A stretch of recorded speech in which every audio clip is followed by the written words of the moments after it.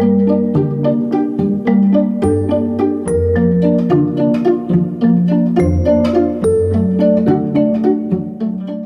have my question. Sorry to be selfish here.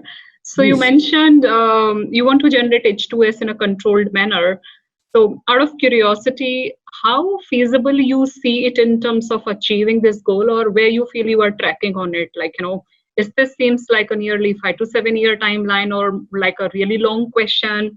And is there anyone who has already sort of reached towards that globally? So there are several. Oh, sorry, I think there's some echo. Sorry, there are several compounds which are in various stages of advanced preclinical investigation. So there's one in phase one in phase two, and so on. So, but these are for very niche conditions. For example, this NSAID is used for osteoarthritis. So therefore, you don't have to really worry about, so the administration route may be different. But ultimately, what we would like and what others would like is to be able to deliver it exactly to where we want. Okay. So I'll give you a little bit of a longer answer here because it's important to understand. In the 90s, it was found that brain has H2S there's a lot of H2S that is produced in the brain. Okay. And subsequently, it was found through clinical studies that people with Alzheimer's and Parkinson's and so on, actually patients had lower levels of H2S compared to the normal paired person.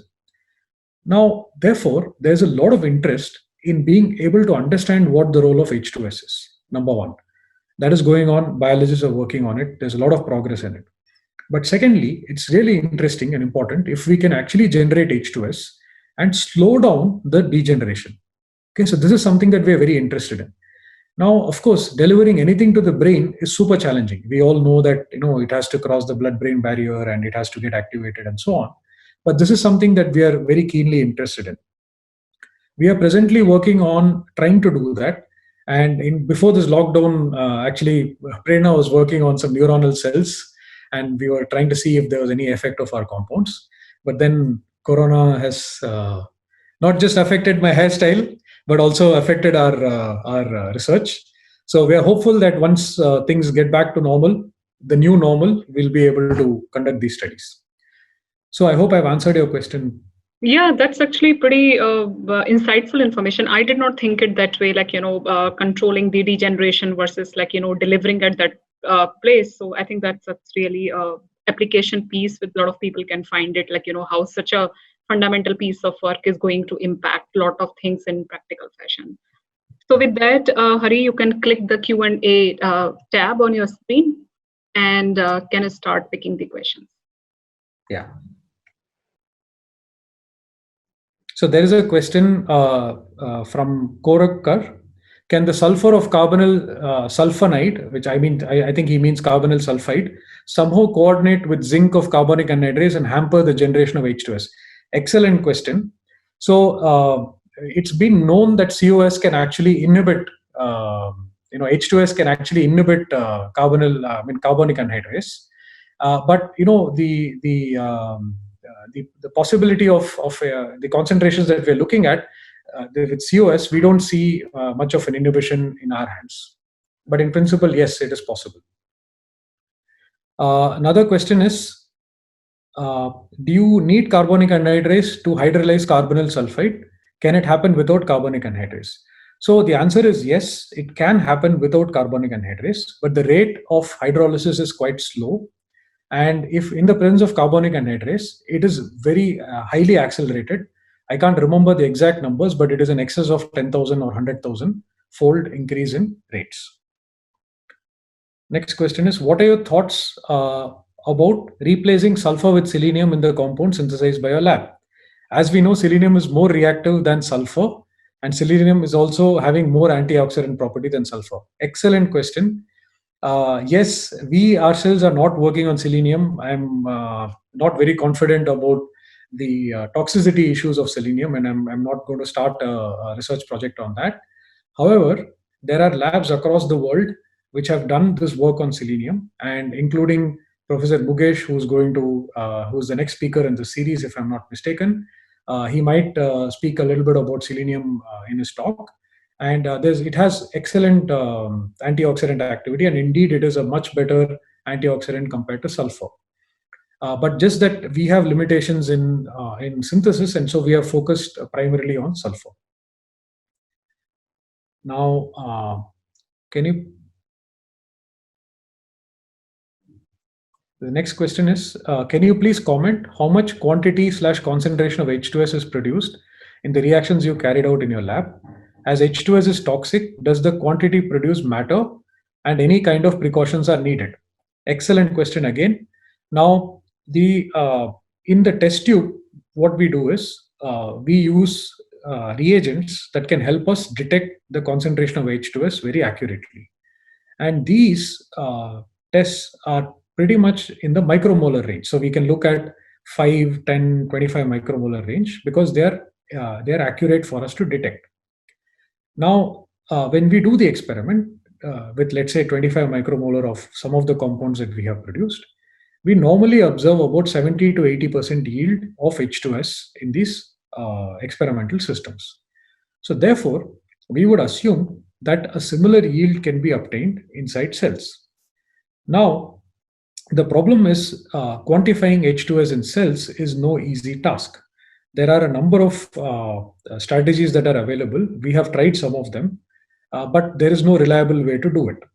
And so therefore, we always depend on independent chemistries to understand H2S, the amount of H2S that is produced. The biological concentration, relevant concentration of H2S is in the nanomolar range.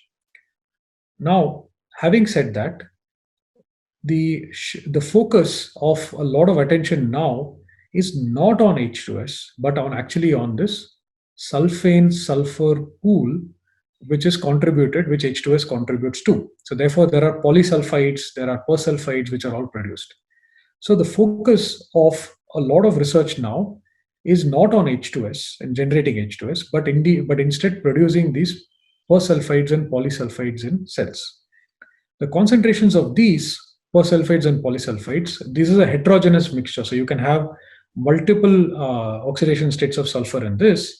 The concentrations of these is substantially higher than the concentration of free H2S. I hope I have answered your question. So Diksha, is there any way for me to get feedback, or should I just assume that they're happy with my answer? Hari, you can continue because they cannot directly converse with you. Okay. However, they can just keep writing their questions in the Q&A tab. So you can reply what you think is the appropriate answer, and that's fair. Okay. All right. Okay. So the next question is, any correlation between H2S, cytosine, and disulfide groups, please? Okay. So Yogendra Kumar, can you please rephrase your question and send me another question again? The question is not very clear. So I'll move on to the next question. You can send me the question and I'll be happy to answer it later. Next question is, how boronate-based probe can be used selectively? Because we know that peroxynitrite. Okay, fantastic. All right. So this is a question from Debojit Bhattacharji. Very nice question, Debojit. So the boronate ester is actually quite reactive to peroxynitrite, and that is absolutely correct. Now, the half-life of peroxynitrite in cells is very low. So therefore, if peroxynitrite is produced, if it's present in cells, it is going to react preferentially with the boronate ester. Now, in our strategy, what we looked at was being able to react for the boronate ester to be able to react with hydrogen peroxide. We are all right if it reacts with peroxynitrite, because usually peroxynitrite is produced when you have a burst of ROS as well as NO.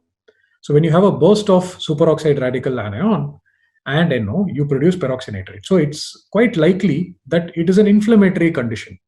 So we are perfectly fine if our compound gets activated under these conditions where there is peroxynitrite to produce H2S or persulfide, because we would assume that these conditions are going to be also inflammatory in nature, and we would want to reduce the inflammatory burden at that point. Okay. if we trigger via glutathione mediate H2S release, how we can think of making probes selective from form glutathione but not with cysteine. Okay, Debajit, I think you need to phrase your question better. I'm not able to understand it. Sorry, so I'll move on to the next question. Is there any in situ production? This is from Mrinal. Is there any in situ production of H2S inside human body? Does it help or adversely affect on mechanisms taking place in our body? Okay, so good question. I didn't have time to go through the various biosynthetic aspects. So inside the cell, H2S is constantly produced. There are three major biosynthetic pathways. There's recently a fourth one that's been added, and these are enzymes that are produced that turn over cysteine essentially to produce hydrogen sulfide.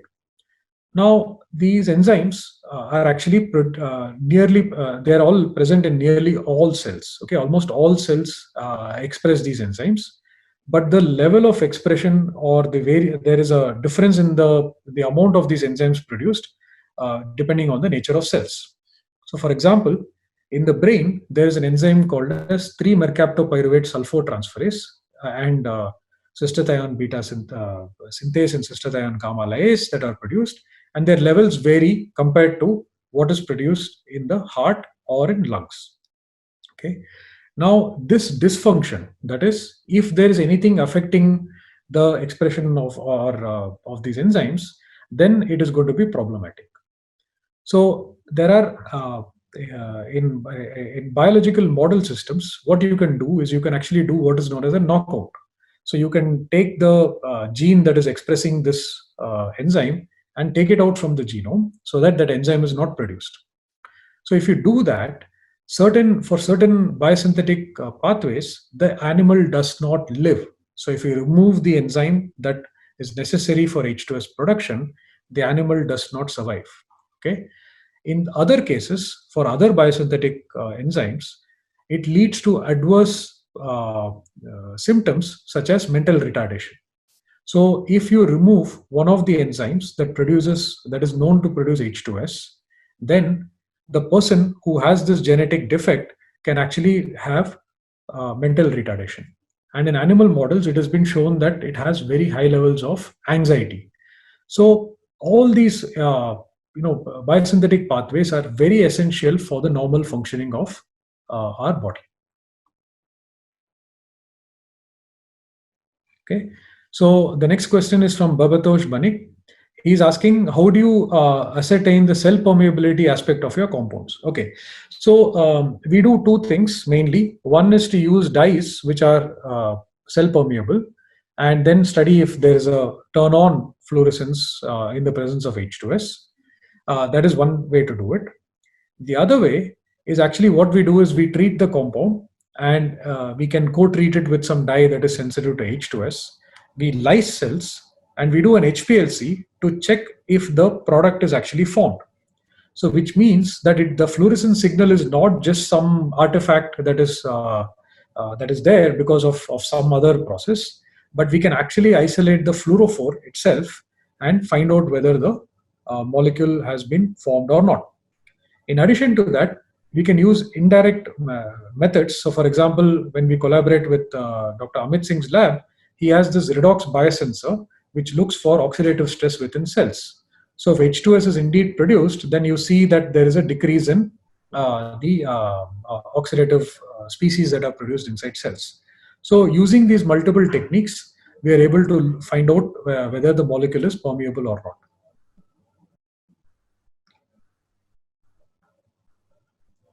Okay.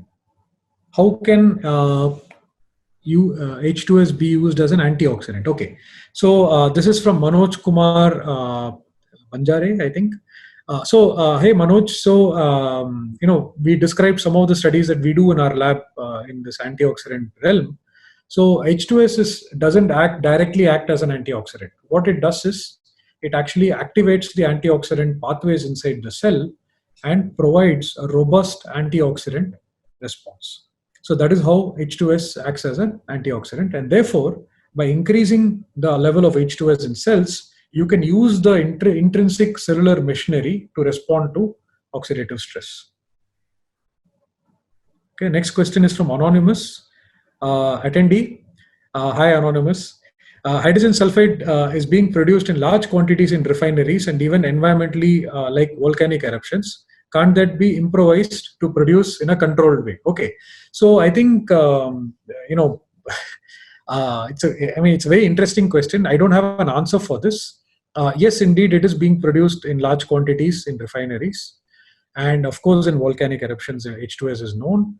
I need to think through this a little bit, but I'm not entirely sure if we can use this for biology.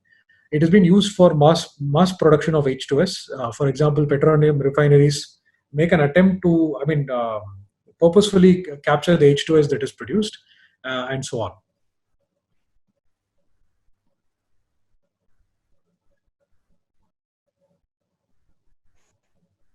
Okay. Shruti Khanna, can we use H2S solution formed during synthesis of metal chalcogenides such as WS2? Excellent question.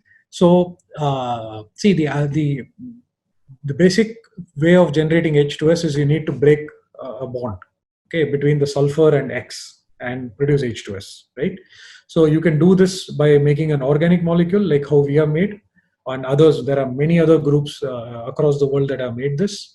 You can also do this through inorganic complexes. You can always cleave it and produce H2S. Being an organic chemist, I do not have any experience with working with these inorganic sulfides. And I do not know about their permeability and how under biological conditions they would get reduced and so on. So I'm not entirely sure about whether this strategy will work or not. It is maybe there are groups that are working on it and so on, but I'm not aware of this. Bhaskar Sen has asked, is there any group which is also reduced ROS and better than H2S? Okay, so if you look at the rate constants at which H2S reacts with the various reactive oxygen species, the rate constants are quite relevant. And so you would assume that H2S can directly interact with these molecules. But like I mentioned earlier, the rate at which persulfides and polysulfides do the same reaction with ROS is substantially higher. Okay, so I showed you a study from Takaike, Akaike, and co-workers where they showed that the persulfide is super efficient at quenching ROS. So therefore, these are groups, that is persulfides and polysulfides are better in reducing ROS compared to H2S.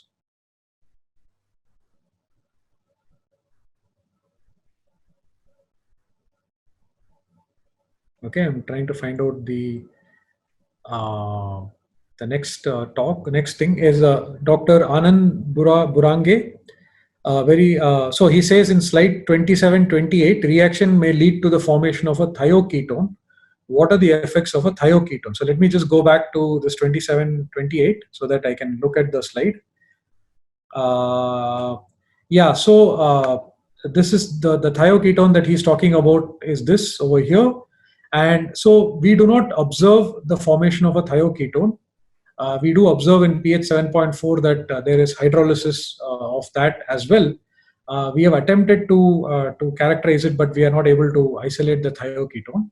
But under the conditions under which we do the experiment, we see that it undergoes hydrolysis and produces H2S. There are experimental evidence that a ketone can actually be formed as a byproduct, not a thioketone. Under the conditions we are doing the experiment. Okay, let's move on to the next question. Presence of a mercapto or thiol group on a drug molecule, it's from Sayak, have a chance of forming H2S? Very good question. See, if you see, there are a number of compounds which are actually drugs which contain a thiol. Okay, so there's captopril, for example. So you need to understand how these are going to undergo metabolism. So if these molecules have a leaving group which can leave, like the ones that we are looking at, then yes, it can produce H2S. If not, it is more likely that these thiols will get oxidized under the metabolism conditions in our body. So it really depends on the kind of molecule that you're looking at and the kind of functional group that is attached to the sulfur that is there in the drug. It's a good question. So Girijesh Verma has asked, there is iron in hemoglobin. Is there any interaction between COS and heme? Oh, very good question. I actually should feign ignorance. I don't know this answer. I think Preeti is on the call. She can always answer it through text. You can, Preeti, why don't you type out the answer when you get a chance? We'll move on to the next question. Whether persulfides could be used in thiol terminated polymers. Wow. Good question again. I don't have an answer for this. We can move on to the next question. Can you comment on the combination of H2S with other gases? This is Yarra Venkatesh, NO, SO2, CO, and so on, mainly on cancer. Okay, so the cancer is, as you know, is a very complicated disease. There are a number of strategies which I have also worked on in the past, and many other groups have worked on, where we deliver NO to cancers. So there, what we found was that there were these nitric oxide conjugates were actually quite good at, including in animal models, they were very good at when their anti-cancer activity. However, a lot of effects of NO are dependent on the concentration. Second thing, there's recently, there are pharmaceutical companies that are interested in NO because there are some niche cancers which are difficult to cure, and NO is very active against them. So this is the literature that I know of about nitric oxide. Coming to carbon monoxide and sulfur dioxide. Sulfur dioxide, the literature is still emerging. Our lab has developed many compounds that generate SO2. And CO has been very widely used, mainly in antioxidant and also as a support for other drugs. So the therapeutic effects on cancer will really depend on the nature of the cancer, on how you deliver it, what is the concentration, and so on. Raja has asked, what are the practical difficulties to store the H2S? Okay, so if I understand the question correctly, you can, the way we store H2S is you can buy a cylinder of H2S. We have one in our lab. And so there is no practical difficulty in storing H2S. But the practical difficulty is in generating H2S inside where you want it to generate.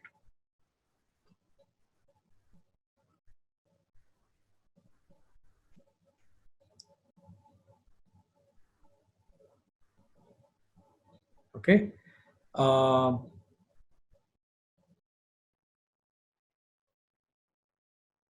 What are the precautions? Sulender Mahato was asked, what are the precautions to be taken while performing the assay for estimating H2S release from synthesized compounds?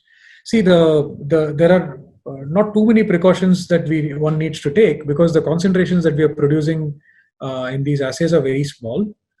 Second thing is that they're in low micromolar and so on. So normally we do it on a bench top. Sometimes when we use higher concentrations, we use a hood. So you can use these normal laboratory conditions for studying this. Okay, let me move on to the next question.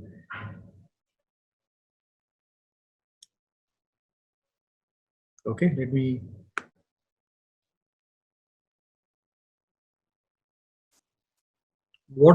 So Panasonic has asked, what about the toxicity of the synthesized compounds in normal cells or others as observed, like anti-proliferative assay? Okay, see, what we have done is basically we have done some preliminary studies in what are known as immortalized cells, and then we don't find any evidence for toxicity. But the major focus of our lab is in the design and synthesis and preliminary evaluation of these molecules. Once we find that there is some promise, then we work with with biologists to take the compounds forward. So far, we have not been in this project. We have been working for about 5 years. So far we have not been able to find. Maybe we have one or two compounds which are very very promising, and right now we are working on trying to see if we can collaborate with biologists to test them further, which will include all of these studies that you are mentioning about toxicity and so on.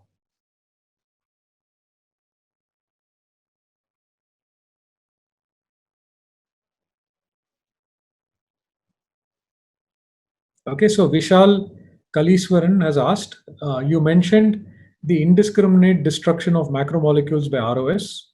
Do you work on producing such maybe to use as anti-cancer agents? Excellent question. I don't know if Dharma and Ravi and all are here. I think Ravi is here. These are students who have graduated from my lab. And so they spent a lot of time in designing compounds that can actually generate ROS. And so we do have strategies that can help localize the production of ROS, and we are very interested in this. And we also work on understanding how ROS affects, bacteria and so on. And we are, we do have the capability in our lab to do this. So yes, the answer is yes. Anand Muttaya has asked, persulfides are converted to sulfonic acid. Is it possible that this sulfonic acid gets stabilized in the protein? Will it affect the cell? Okay, so persulfides will get oxidized to form S-sulfonates. Okay, SSO3 minus. Now SSO3 minus is there are proteins which are very stable in this form SSO3 minus, but there is an enzyme called as thioredoxin which can come and cleave the sulfur-sulfur bond and produce sulfite.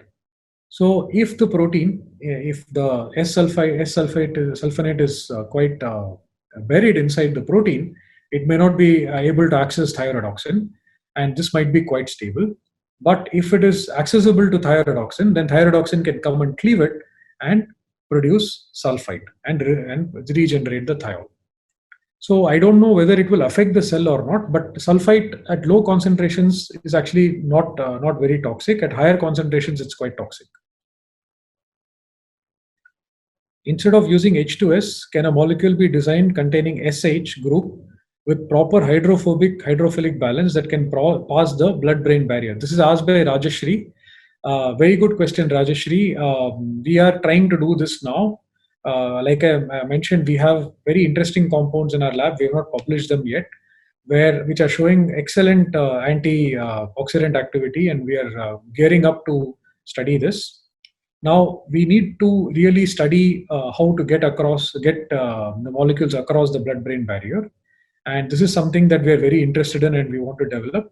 And so, if you have any ideas about this, you can please email me. My email address is listed in the last slide. So please email me if you have any suggestions about this. We'll be very happy to take the conversation forward.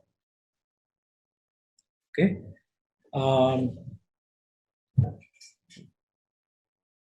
What is the next question? Rahul Hegeshte has asked, can your mechanism of generating H2S be used in vivo?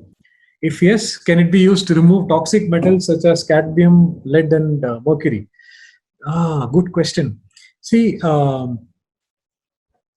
have to think about this answer. Detoxification of metals is very important, but I'm not very sure if we have not tried it.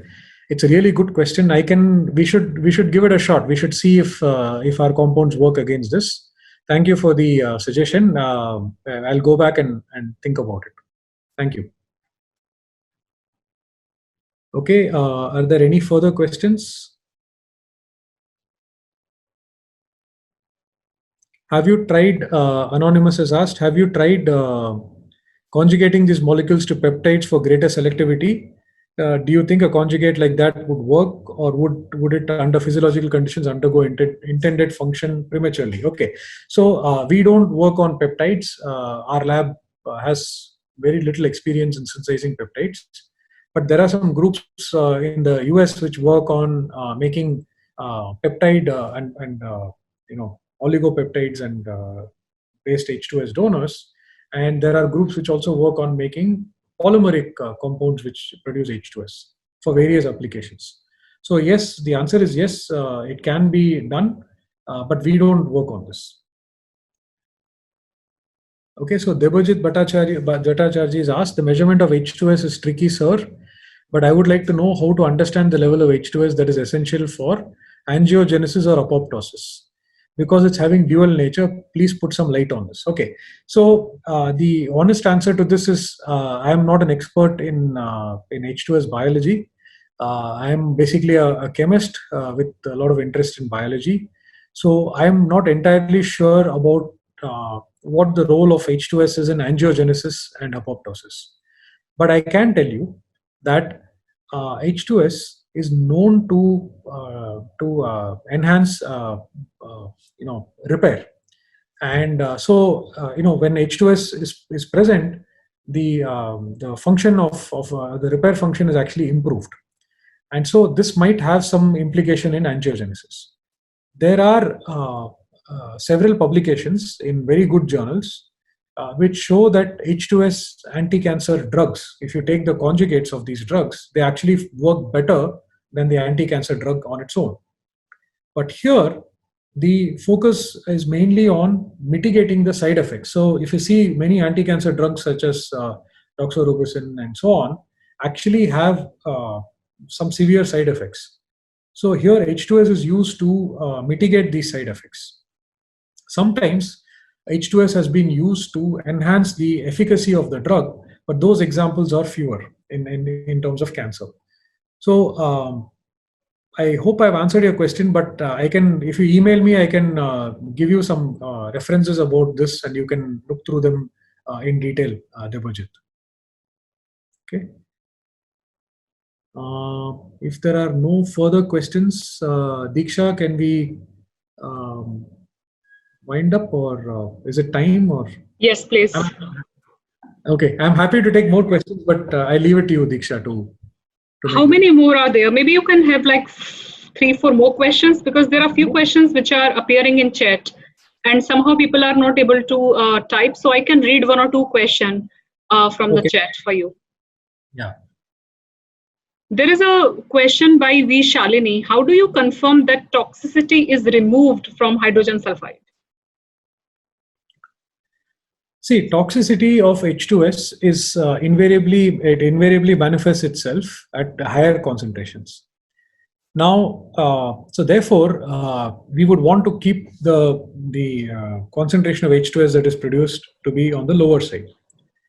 The last part of my talk, I told you that H2S actually protects bacteria from antibiotic-induced stress. So this is a complication that we need to keep in mind when we are generating, which is why I put a question mark after bright future, because by generating H2S, we may actually be protecting certain pathogenic bacteria from antibiotic-induced stress. So we need to walk this fine line, so to speak, if we want to develop this this field better. Okay, so I hope I've answered the question. There is one more question by Dr. Manjula, and she's asking, is it not possible to purify sewer gas instead of going for new methods of preparation? So what are the disadvantages in purification? Oh, so H2S gas is actually used. I mean, it can be used and it can be administered and so on. There's no problem. The only thing is that we don't know how much is getting in. We have no idea how much is getting in, and it can vary from person to person. And it has a high web, it's going to volatilize, so there are multiple other issues with it which don't make it highly desirable. So you can use it.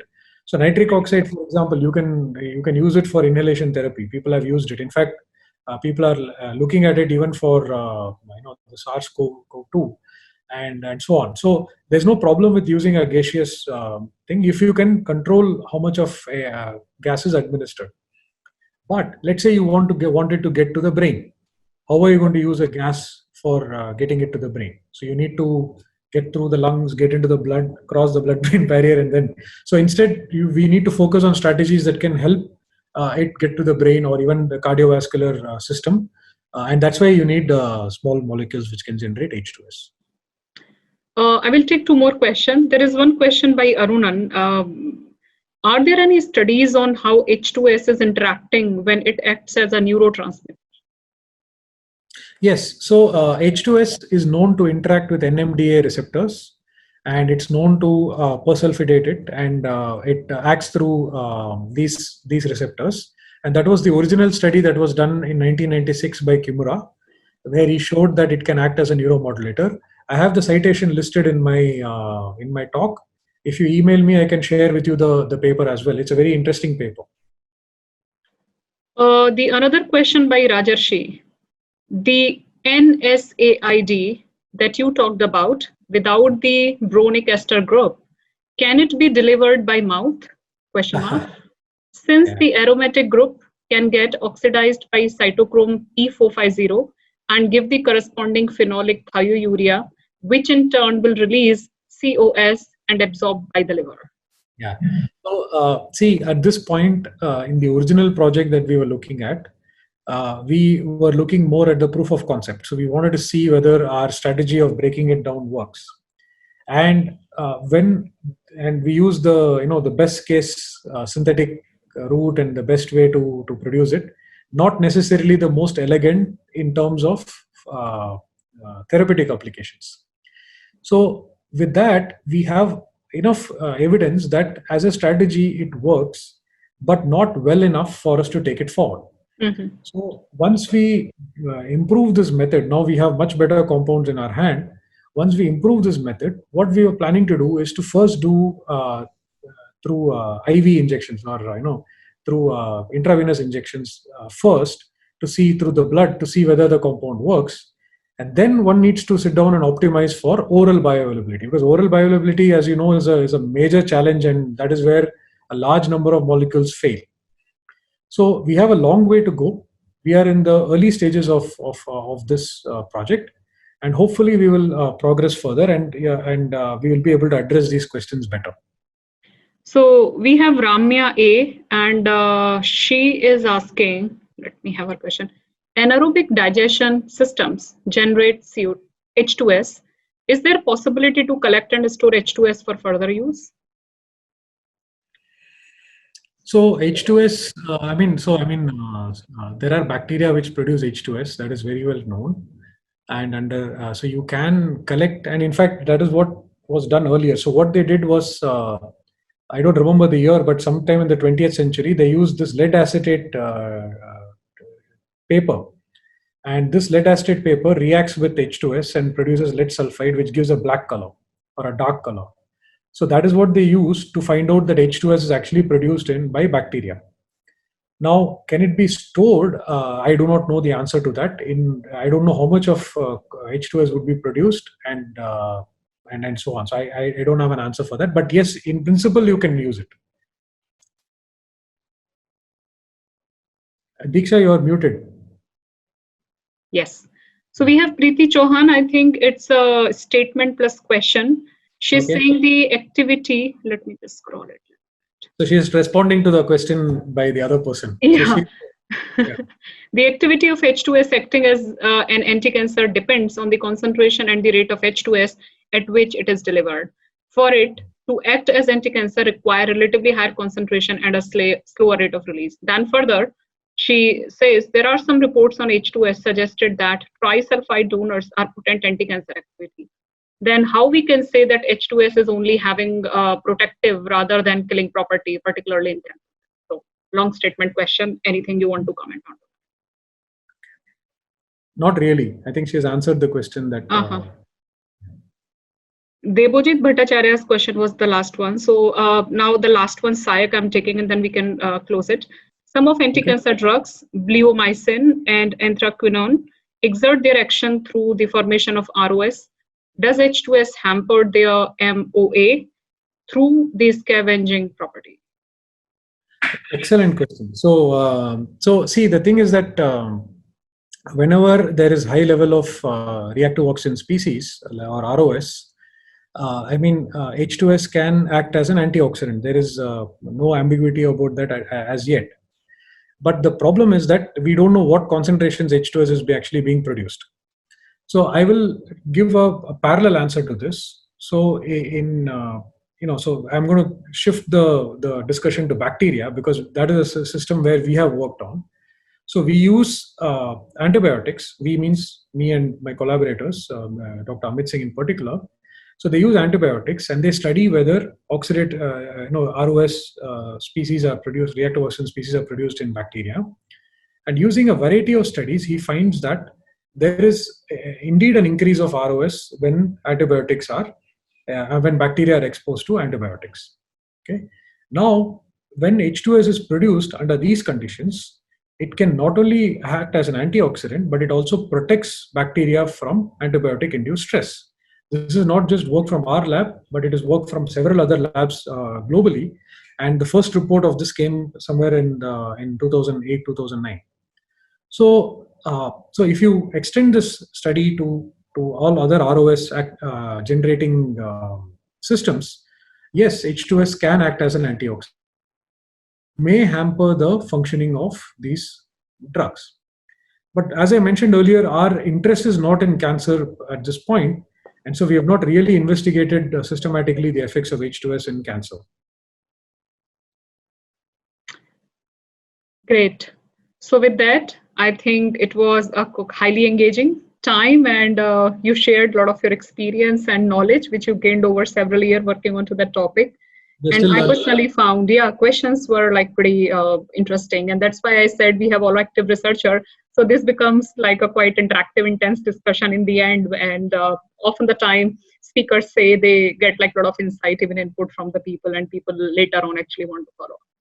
Yeah. So with that, I want to thank all the attendees for their active participation and engagement, and for you, Professor Chakrapani, for taking the time out and sharing all the work you have done and patiently answering several questions from the attendee.